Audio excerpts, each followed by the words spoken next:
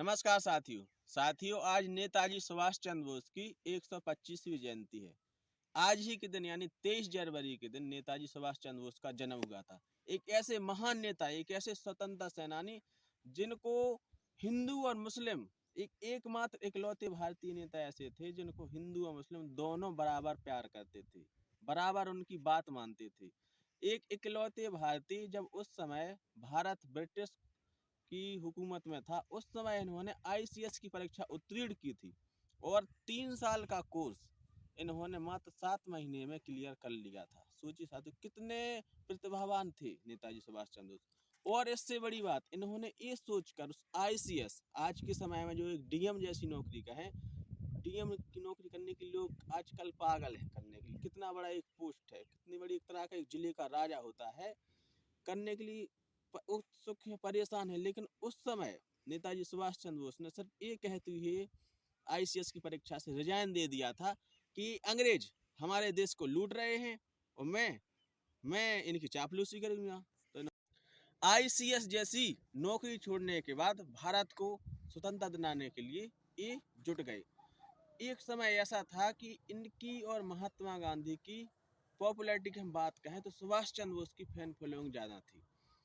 एक बार चुनाव में एक तरफ महात्मा गांधी जो अपने व्यक्ति को लड़ा रहे थे, सीतारमैया, और ये स्वयं लड़ रहे थे, उन्होंने महात्मा गांधी के व्यक्ति को भी हराया था। सोचिए कितनी पॉपुलर थी। इसके बाद जो उस समय विश्व 2 ताकतों में विभाजित था, एक तरफ अमेरिका वगैरह, ब्रिटेन वगैरह थे, दूसरी तरफ जापान, जर्मनी। तो उन्होंने कहा कि जो हमारा दुश्मन है, हम उसके दुश्मन के साथ हो जाते हैं। तो ये जापान जर्मनी का संग लेकर आजाद हिंद फौज का गठन किया और ब्रिटिश को एक तरफ से जड़ें खोदना स्टार्ट कर दिया।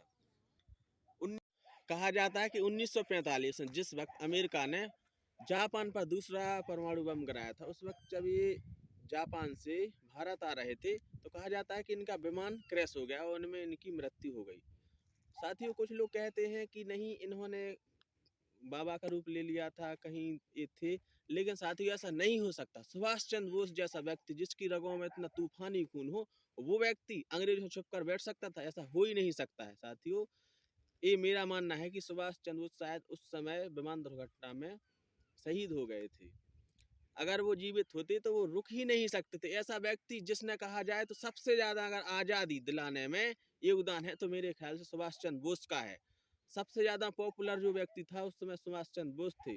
हिंदू और मुस्लिम बराबर इन्हें प्यार करते थे। ऐसा बहुत ही कम व्यक्ति होते हैं जिन्हें हिंदू और मुस्लिम सभी प्यार करते हैं। आज हम अपने एपीजे अब्दुल कलाम जी के बारे में देखें तो वो ऐसे व्यक्ति है जिन्हें दोनों को बराबर चाहती थी। तो साथियों, आज ऐसे व्यक्ति की जयंती है जिन्होंने देश के लिए अपना सब कुछ अपना न्यौछावर कर दिया। तो साथियों, आज एक ऐसे महापुरुष की जयंती है जिसने भारत को आज़ादी दिलाने के लिए अपना सब कुछ न्यौछावर कर दिया, आईसीएस जैसी नौकरी छोड़ दी। हमें गर्व करना चाहिए कि हम भारतीय हैं और सुभाष चंद्र बोस जैसे महापुरुष के देश में रहते हैं। आजकल हमें ग्रुप डी की नौकरी के लिए परेशान हो जाते हैं, लेकिन उन्होंने आईसीएस जैसी नौकरी को भी लात मार दी थी अपनी, कि हम देश उन लोगों की गुलामी नहीं कर सकते हैं।